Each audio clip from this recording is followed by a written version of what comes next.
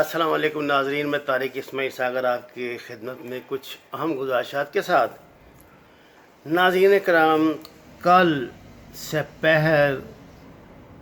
4 اور 4:30 بجے کے درمیان بلوچستان کی ڈسٹرکٹ کیچ،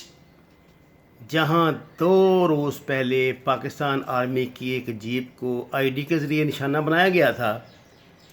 یہاں سے دھندر کے مقام پر، دھندر ایک ایریا وہاں کا، گزرنے والے پاکستان آرمی کے کنوائے کو نشانہ بنایا گیا، لیکن جوابی فائرنگ سے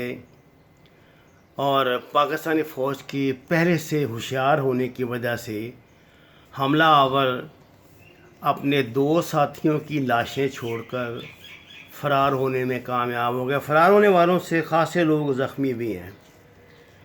اس کے بعد سے ناظرین کرام،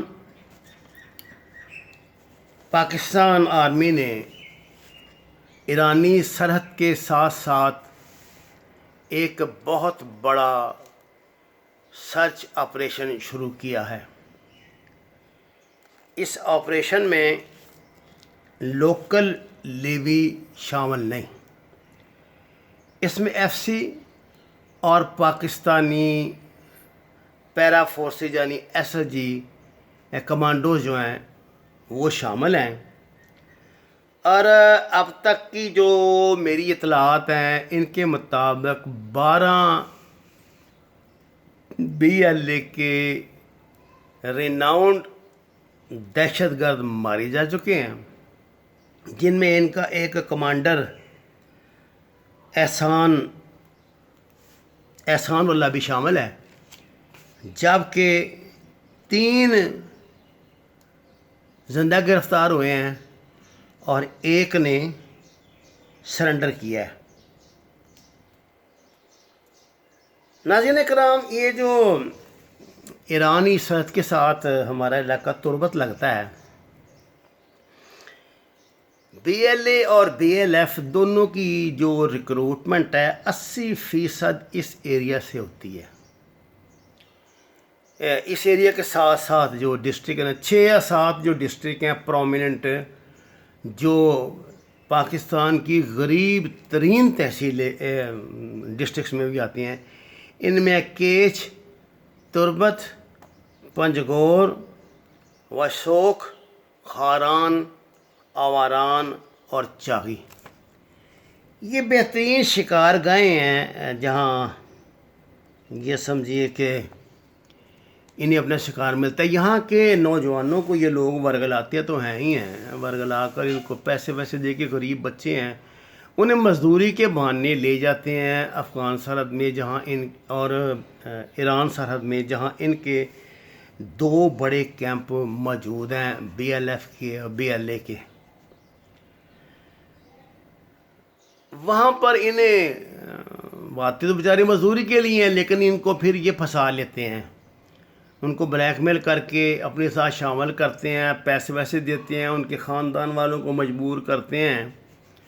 اور ان سے پھر یہ غلط کام لیتے ہیں۔ ناظرین، یہ ساؤتھ بلوچستان میں تربت کے ساتھ جو ایران کا شہر ہے نا، سب سے پہلا وہ ہے ایران شہر، اس کا نام ہی جگہ کا ایران شہر ہے۔ پاکستان انٹیلیجنس نے یہ ثبوت دیے ہیں کہ یہاں پہ 2 بڑے کیمپ، ٹریننگ کیمپ موجود ہیں، جنہیں اور دنیا کی جو ایجنسی، یہ ان کی افغانستان کی این ڈی ایف اور یہ مل کے چلا رہے ہیں، لیکن یہ سب کچھ ایرانی حکومت کے مرضی سے ان کی آنکھوں کے سامنے ہو رہا ہے، وہ اس کو نظر انداز نہیں کر سکتے۔ پاکستانی مکمل تفصیلات دے دی ہیں، اور مجھے جو اطلاعات مل رہی ہیں اس وقت پاکستانی جو آرمی ہے اس میں شدید غم و غصہ پایا جا رہا ہے، خاص طور سے ایرانی سرحد کے نزدیک ہونے والے مسلسل واقعات میں۔ ہمارے وزیر خارجہ نے بھی پرسوں شلگموں سے مٹی جھاڑتے ہوئے ایرانی وزیر خارجہ کو فون کر کے پوچھا تھا، لیکن اصل خبر یہ ہے کہ پاکستانی آرمی کے چیف آف سٹاف جناب باجوہ نے ایرانی جو کمانڈر چیف ہے فوجوں کا، اس کو براہ راست فون کر کے ان کی ڈانٹ ٹپٹ کی ہے اور ان سے جواب طلب کیا ہے کہ یہ یہاں کیا کھیل رچا رہے ہیں۔ اور مجھے ناظرین ایسا لگتا ہے کہ جتنا ایران نے پاکستان کو جس سطح پہ ایران لے آیا نا، اس کے بعد پاکستان کے لیے یہ ایران نے بالکل یہ سمجھیے کہ ممکن بنا دیا ہے کہ بہر صورت پاکستان ہارٹ پر سوٹ کرے اور اس سرحدی شہر میں داخل ہو کے یہ جو دونوں مرکز ہیں ان کو تباہ کرے۔ اس کے بغیر کوئی چارہ نہیں۔ دیکھیے نا، پاکستان فوج نے کوئی قربانیوں دینے کے لیے تو بھرتے نہیں نہ ہوتے فوجی اس میں کہ وہ اس طرح ان دہشت گردوں کے ہاتھوں زندگیاں ہارتے رہیں۔ ظاہر ہے اب ان کے بھی ہاتھ کھولنے پڑیں گے، اور وہ لوگ جو ان کی پشت پناہی کر رہے ہیں، خاص طور سے جو مقامی سردار ہیں، جو وظیفہ خور ہیں وہاں کے، جو مقامی غدار ہیں، ان سب پر اب گرفت بڑی سخت ہوگی۔ یہ آپریشن پاکستان کے اسپیشل سروسز گروپ نے شروع کیا ہے، اور ان کو بطور خاص اسی لیے میدان میں لایا گیا ہے کہ وہ نہ یہ جو ٹنٹا ہے اس کو ختم کرے، یہ روز روز کی جو مصیبت ہے۔ اور اس میں اگر ایران پاکستان کا ساتھ دیتا ہے، اور اس کو یقیناً دینا بھی چاہیے، تو پھر تو بڑی اچھی بات ہے۔